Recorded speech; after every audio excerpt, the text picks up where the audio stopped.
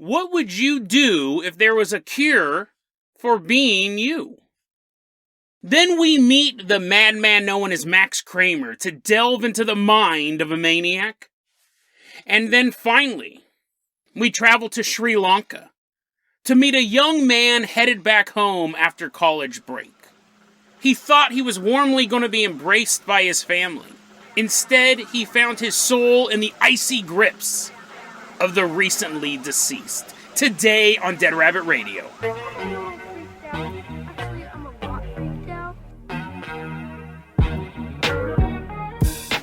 Hey everyone, welcome back to another episode of Dead Rabbit Radio. I'm your host, Jason Carpenter. I'm having a great day. Hope you guys are having a great day too. I need to get a new chair. This one's squeaky. Hold on.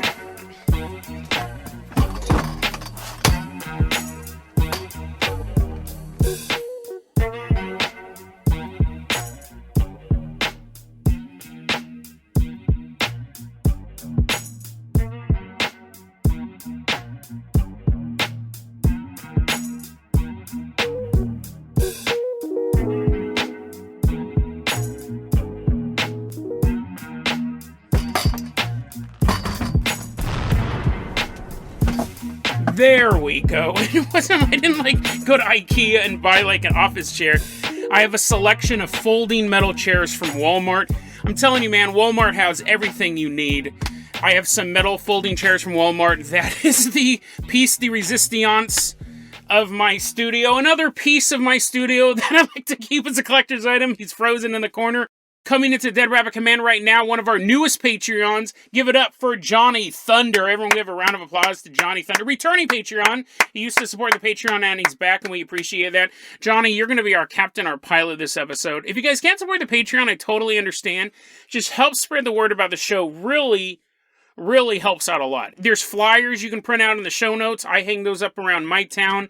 That gets a lot of listeners. And there's also a merch store as well. I don't mention the merch store enough. We have a merch store, and that is in the show notes as well. Some really cool merchandise. Johnny, I'm going to go ahead and toss you the keys to the Dead Rabbit dirigible. We're going to leave behind Dead Rabbit Command here. We're starting off our story by flying all the way out to a laboratory. Now, we're high in the sky. We're up in this dirigible. We're drinking some RC colas, kicking back. Classic Dead Rabbit Radio style. But beneath us, in this laboratory, there's some serious decisions to be made. Now, I gotta give credit to, there's a journalist named Damien Gardy, and he was the first one to cover this, or maybe he wasn't, maybe he plagiarized someone else's work, I don't know. But I got all my information from his article in the Stat News, which is a biomedical journal, biomedical news website. There's a really interesting story that's going on right now. There's a group called BioMarin Pharmaceutical. And they are sitting there in this laboratory one day, and there's this baby in front of them. And there's this is not a realistic depiction of events. Do not sue me, BioMarin. Please don't sue me. There's a baby, an innocent baby sitting there, gaga goo goo. And one of the evil scientists from BioMarin is walking around with a syringe, and he goes, "Gentlemen, we've perfected the formula." And they inject this little baby with this needle, and the baby cries.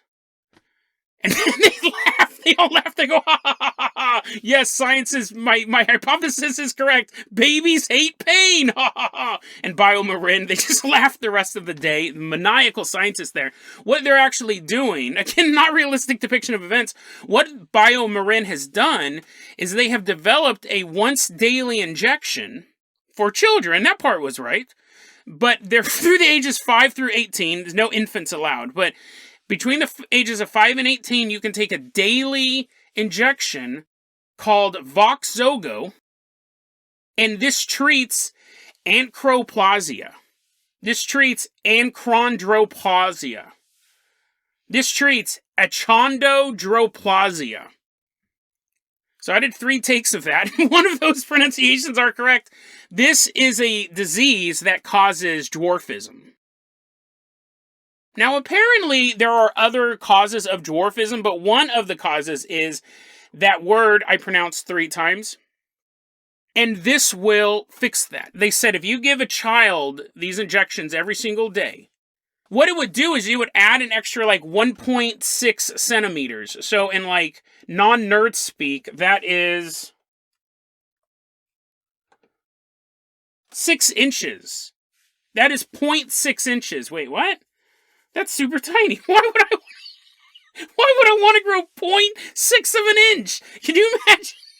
Could you imagine getting injected every single day, your entire childhood, with the BioMarin guys? Like, I volunteer to do this one. I'm extra evil. I like coming out here injecting children myself. Every single day you get a needle in your flesh, and it only adds to an extra 0.6 inches a year. Not a day, right? Because then I'd be like, look at me, Ma, I'm Goliath. 0.6 inches a year. So if I wanted to grow, that would be 2 years to grow an extra inch. So I guess, here's the thing. Despite the fact that I don't want to get injected every single day to grow 0.6 of an inch, that's not a lot at all. I thought it was more. Anyways, the point, it's not to make you into a basketball star. It's to make it so you don't suffer from dwarfism. What I love about this story is I think this is the science fiction nerd in me, I love to see how science affects society. And that's what we have going on right here. There are so many layers and levels to this story. The main thing is BioMarin has invented this shot. You take it once a day, and it can make it so even if you have the genetic condition that causes dwarfism, you will not be a dwarf. You will be the height of your peers. And so BioMarin goes, this is a breakthrough therapy for people who suffer from dwarfism. But then you have people who go, no, dwarfism isn't a disability. It's nothing that needs to be cured in the first place. What are you talking about? Like, I am proud to be a dwarf.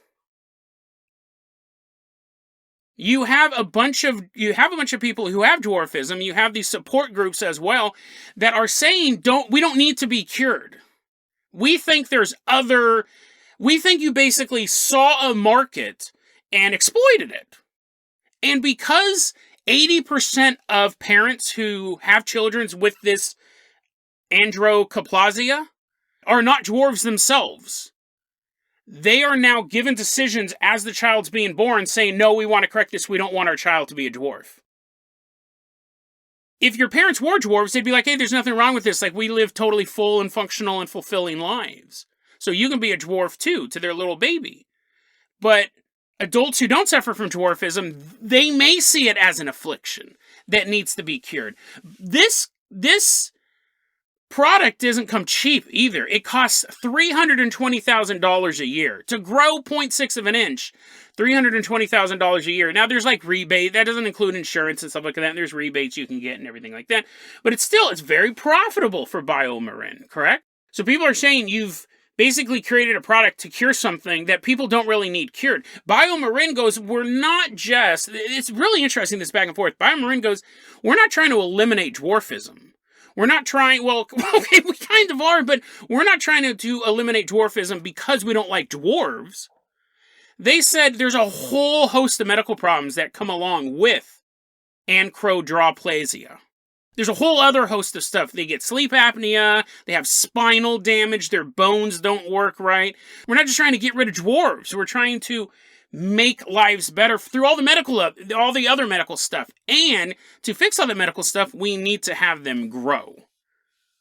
You have within the dwarf community some people saying, this is wrong, we don't need a cure, and if they cure these children in the future, our community is going to disappear. Like, this is something that's very special to me and to my brothers and sisters.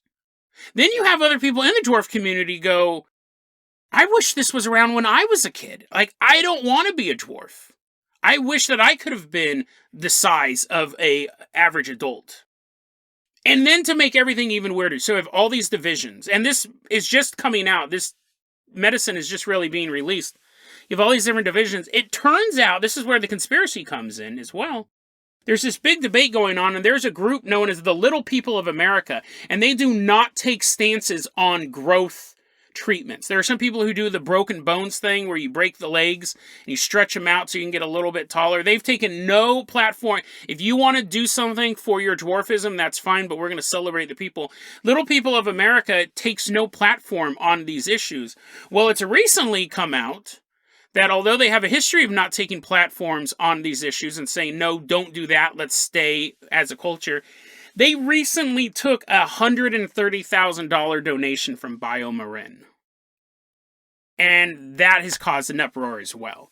Like, it's one thing to say we're not going to speak on the issue. It's another thing to say we're not going to speak on the issue, and also we got a bunch of money from the people who are causing the issue.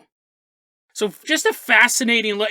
I love subcultures, and this is a subculture that's been around for ages, right? It's just part of humanity is dwarfism, and it's possible that this may get removed from the gene pool. If you're able to go in, and with 80% of parents not being afflicted by this, and you find out your child would be a dwarf, I think a lot of parents would go, well, I don't want that. There's nothing wrong with being a dwarf, but I don't want my own kid to be a dwarf. And you do that for so many times, and eventually the community does completely dissolve. So what do you do if someone develops a cure for you? Super, super fascinating thing. Johnny Thunder, we are now running out of the BioMarin facility. We've exposed all their secrets. Stop them! The evil sorcerers of science begin chasing us down the hallway. Running down the hallways, luckily we overtip a entire wheelbarrow full of babies on their way to the lab. Whoa! They slip on them and we get away scot-clean. Johnny, I'm going to go ahead and toss you the keys to the Jason Jalopy. Let's burn rubber and get out of here. We are headed all the way out to California. Driving on out to sunny California, palm trees, we're waving at movie stars. Pamela Anderson's walking down the street. We're like, hey, Pamela. Tupac's walking down the street. We're like, what? We thought you were dead. He's like, nah, I was just kidding. Give him a high five. He's in the car now. And we're just having like a good time, right? But then we see a hobo. This is the first hobo we've seen the entire time we've been in California. That's the most paranormal part of the story. We got all the way into the middle of Santa Monica, LA, all of Southern California. Never saw one homeless person until now. And then like Tupac is like, you guys stay behind me. He gets shot. The hobo stabs him to death. We're like, Tupac, no! Are you faking this? He's all... And the hobo goes running off down the alleyway. Now, we have to chase after him. I mean, I guess we should probably call 911 for Tupac, but I'm sure he's faking as he's turning blue. Oh, yeah, he's faking. Really good at special effects, that guy, Tupac. We're running down the alleyway, and we corner Max Kremer. He turns around. He's all extra hobo-y. Now, Max Kremer, we've covered before on this show. Most famously, he's this man. He's a video game developer. I always bury the lead on this one. He's a homeless video game developer who also comes up with these crazy plans. He has a website. He has 2 websites at this point. And we'll get into the second website. I'm still going through the first one that was given to me by listener Oogs. Thank you very much. But he's developed this website, and he has all these crazy rambling thoughts. We've covered him on this show a couple times. One time he wanted to kill you and wear your flesh, and then to go after your children. And then the second, there was no topping that one. That was the problem with Max Kremer. That was the first time I covered him. So everything I've looked at after the fact, I was like, whoa, nothing's as crazy as this first time. The second time we did a story about he thought that white supremacists were wiping diarrhea on a kosher bread. What? So anyways, and that, I probably shouldn't even brought that up because now I gotta go find the episode and I'm reminded about it. Anyways, but Max Kremer has all these crazy thoughts, and I've found a bunch more of them. I was digging through the archives the other day. It's always interesting to look into the mind of a maniac sometimes. And he wrote, this is so creepy to me. He wrote this a while back. You guys remember Jessica Simpson, movie star, pop star, reality star, all that stuff. She's pretty starry. She's in the public eye, right? Very, very beautiful woman in the public eye. And she has a baby. And remember, we're talking about a guy named Maxwell Kramer, homeless man who wants to wear your skin. And Jessica Simpson, very, very famous woman, probably has never even seen a homeless person in real life. She assumes they are all just simulations she sees on television. They're like, what? No one could live like that. Jessica Simpson has a daughter named Maxwell. And that really, really confuses Max Kremer. He can't wrap his head around the fact that his name is Maxwell and he's a man, and Jessica Simpson's daughter is named Maxwell and it's a girl. He can't figure it out. He goes on to say, is that a strange coincidence? I talk about Sims on my website, and Jessica Simpson named her daughter Maxwell 18 months ago. He didn't actually go, That was a little bit of my editorializing. Let's continue this. Did she patent my video game technology too? My aunts and uncle live in Beverly Hills, and I have been homeless in public in LA for multiple times of 3 to 6 months. Is she Jewish? I'm Jewish. My LA family is part of the LA Jewish community. Well, if Jessica and Maxwell Simpson are Sims, then I guess it doesn't matter. But things similar to that accumulate into my living in a twilight zone. As another example of a male named Maxwell is Maxwell D. Taylor, a World War II hero who was an Army airborne that rose from major to a 4-star general.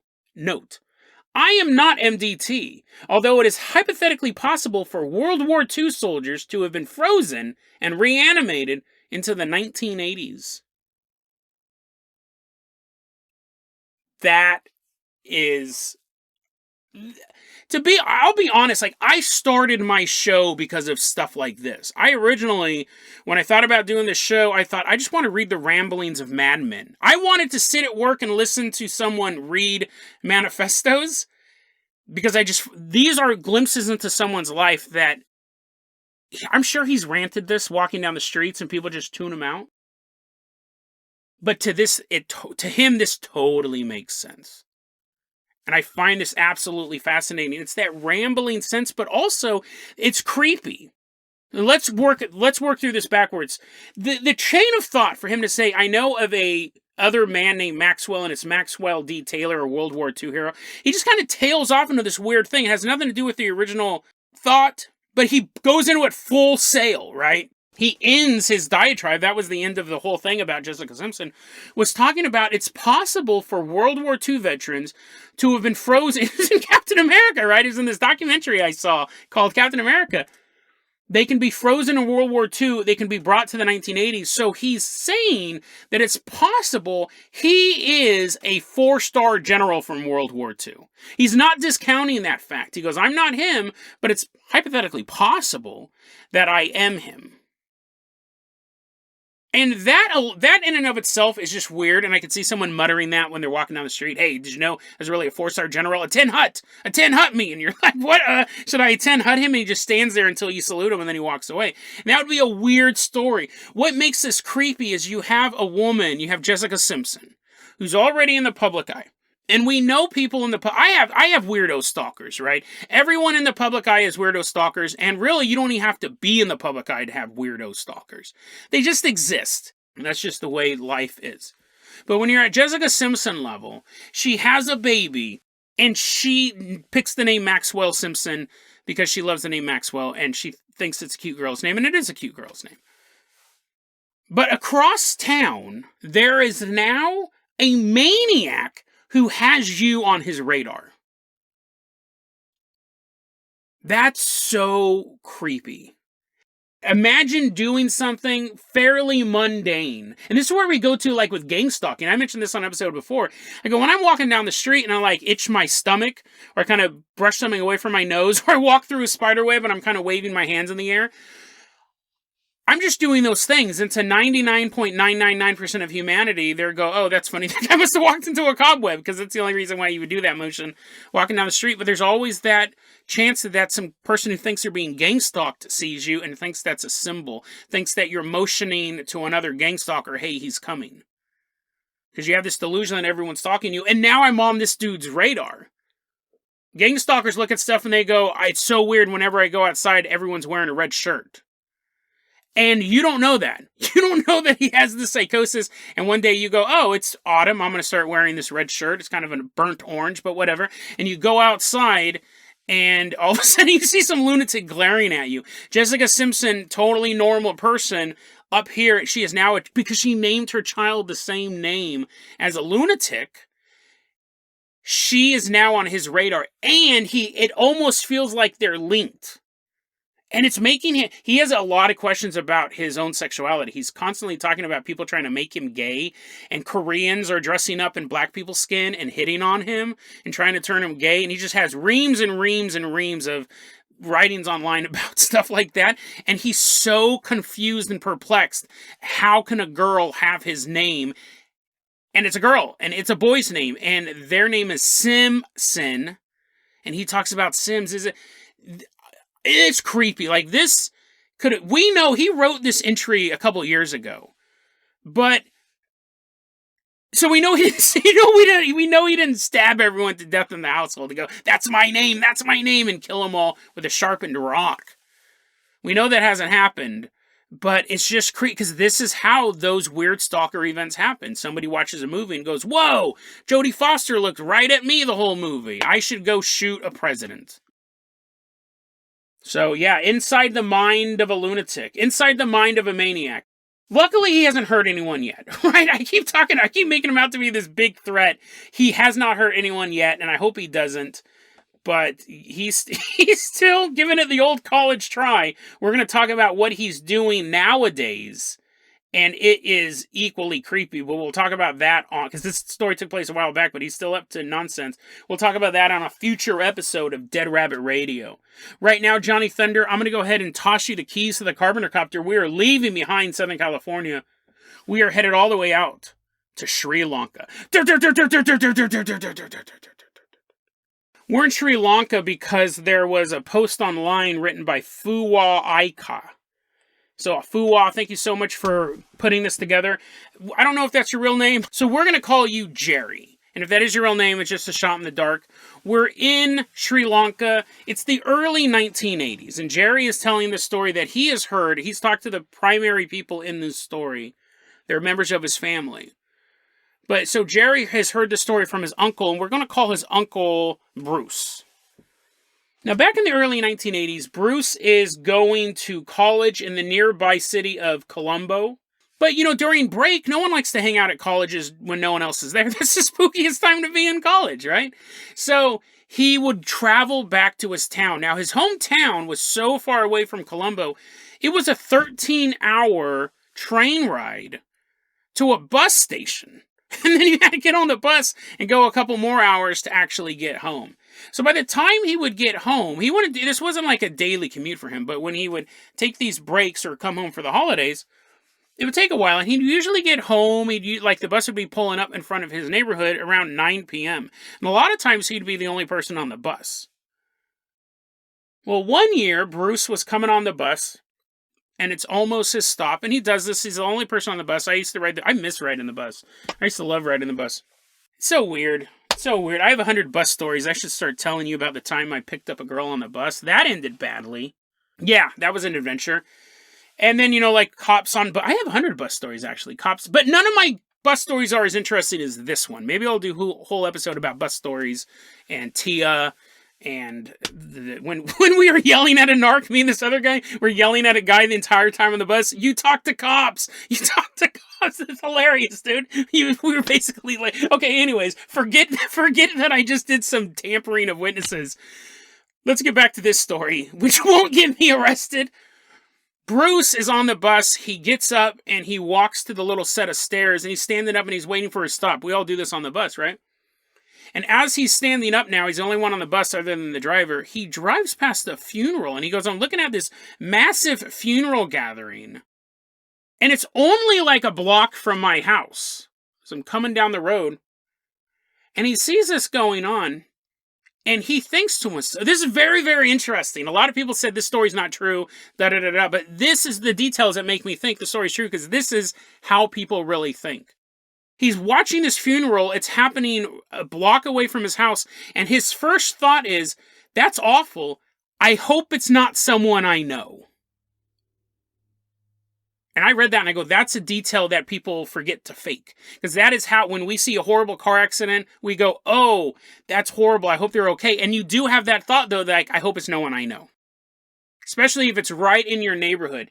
That's a detail that people usually forget to make up, something that realistic. So he looks and he goes, oh, I hope that's no one I know. The bus continues a block away to his house. Bruce's mom is in the house and she's waiting for her baby boy to come back from college. She's so happy to see her little boy. And she sees the bus pull up and she sees Bruce get off the bus and she's like, yay! She's doing a little mom dance in the window. Yay! Here he comes. And Bruce walks into the house and walks past his mom. And mothers know sons. Mothers can read sons incredibly well. And as Bruce is walking by, she looks at him and she thinks for a second, something's wrong with him. She didn't want to admit it, but she could tell in his eyes something was gone. A joy? A spark? She describes it as it looked like his soul was gone. He had soulless eyes as he walked past her. She asks, "Are you ready for dinner?" That's what you ask when you see a soulless husk walk in. "You want corn on the cob or mashed potatoes?" He just walks past her. And as he's walking through this house, he kicks a lamp over and just keeps walking. Now, this is Sri Lanka in the 1980s. That was not a lamp that you plugged into the wall. He kicked over an oil lamp, and a small little fire starts. And he just keeps walking through the house. Now, they put out the fire, but they don't know what's going on. He walks into his room, throws his bag down, and then walks into the backyard, where his sister is just kind of watching through the window. What is up with Bruce? And the mom's like, "I don't know. He almost burnt the entire house down. Something's wrong."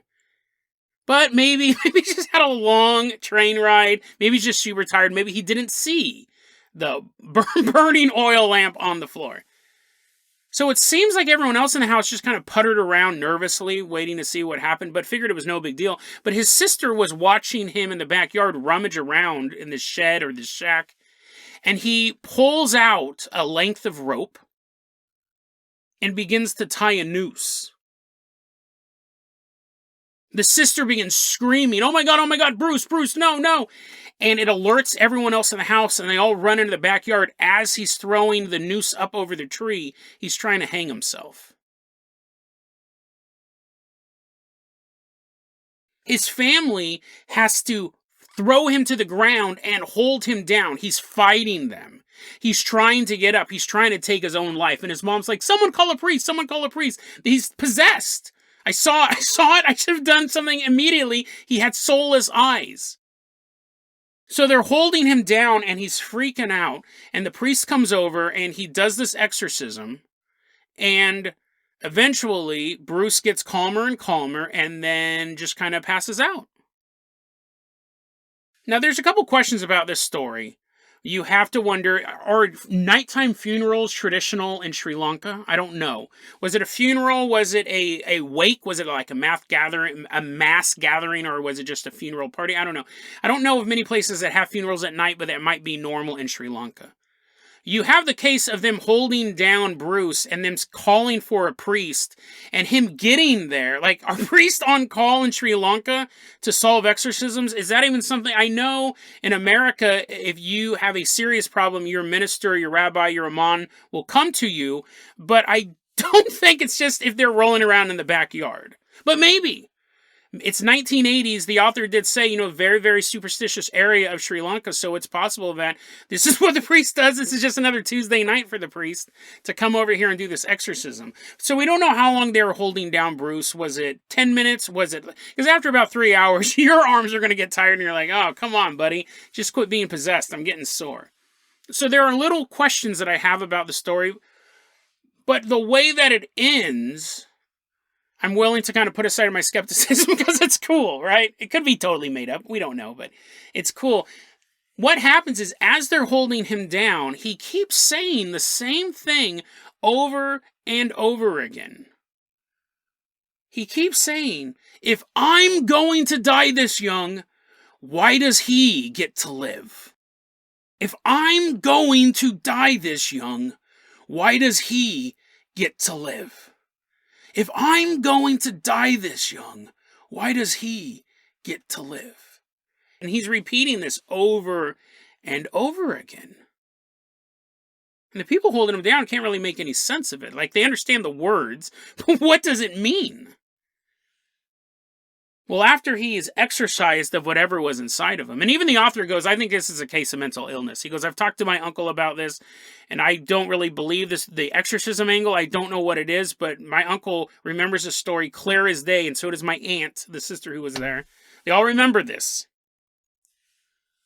The very next day, they found out that the person who died the bus stop away was his exact same age. He was just as old as Bruce. So what that means, or what we can surmise from that, it's really creepy, right? Is he was driving on the bus and the ghost of the man who died possessed him. And didn't possess him for any unfinished business. Didn't possess him because he wanted to live a little bit longer. It possessed him because it was jealous. Because it was vindictive. The ghost was basically saying, if I have to die, it's not fair. Why does this guy get to stay alive? If I'm dying, he's dying. And it came after him because it was some petty vengeance. It was misplaced vengeance. Bruce didn't kill this guy. But that spirit was just leaving that body, was still trapped on Earth, and saw someone and didn't think it was fair. The creepy implications of this is, what if Bruce lived alone? He was described as very happy-go-lucky by his family. They thought it was super weird that he would attempt to commit suicide. It was super weird that he didn't want to choose between corn on the cob and mashed potatoes. That soulless look in his eyes, it was so bizarre.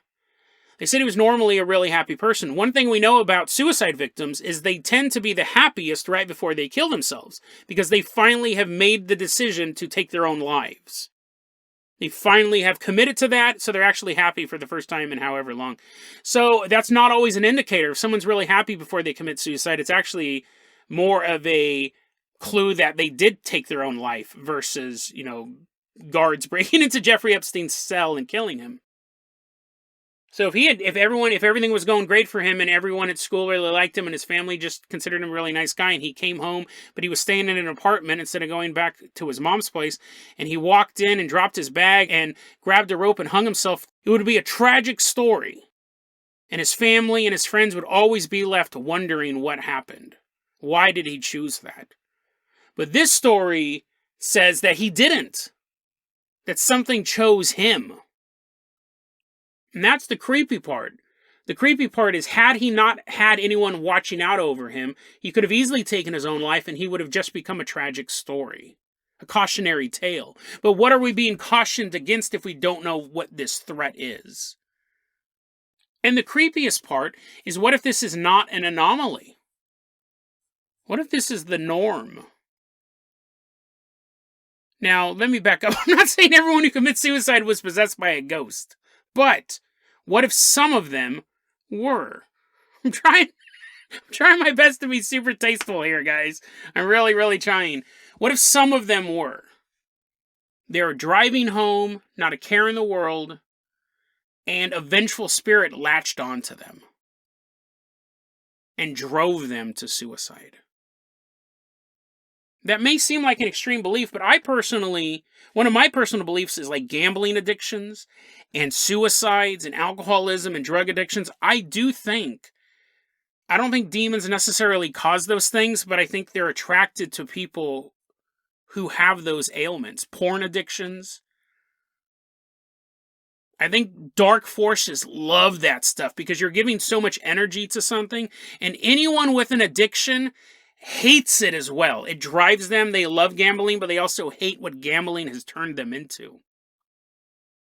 They love gooning. They love watching their porn, but they hate the fact that they're about to lose their job because they're constantly late or just calling in so they can masturbate all day watching porn. I think these dark forces are drawn to this. And it's always this chicken and egg argument. Are dark forces drawn to people in utter self-created despair, or do the demons cause you to go down that path in the first place? But either way, the ending's the same. It's an absolutely abysmal place to be. And we were always told, hey, don't play with Ouija boards. Don't try doing stuff with the dark arts. You're going to invite demons into your life and open yourself up to possession. But what if it's far less complicated than that? What if they can enter your life what if they can enter into your life at any moment? With or without your doing. Sure, making a Ouija board, playing with that thing can put a spotlight on your soul. But what if it's as simple as driving down the wrong street at the wrong time? And this vengeful, bloodthirsty spirit sees you and is so jealous of that spark of life in your soul It wants to destroy it. It wants to put it out. It wants to pull you into the void with it. It may not take you being curious about demons and practicing dark arts and opening yourself up to these negative influences.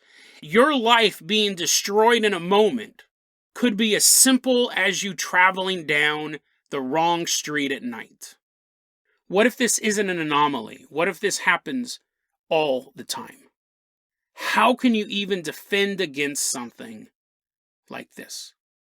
At any given moment, anywhere, this entity can slip inside of you and take you down the darkest paths known to man. The only thing you can hope for is that you have people around you who pull you back from the brink. But if you don't, or if they can't, and you keep sliding into that abyss, soon you'll just become a devouring spirit haunting the world, looking for fresh souls to destroy. You have become just another part of an everlasting cycle of violence and despair.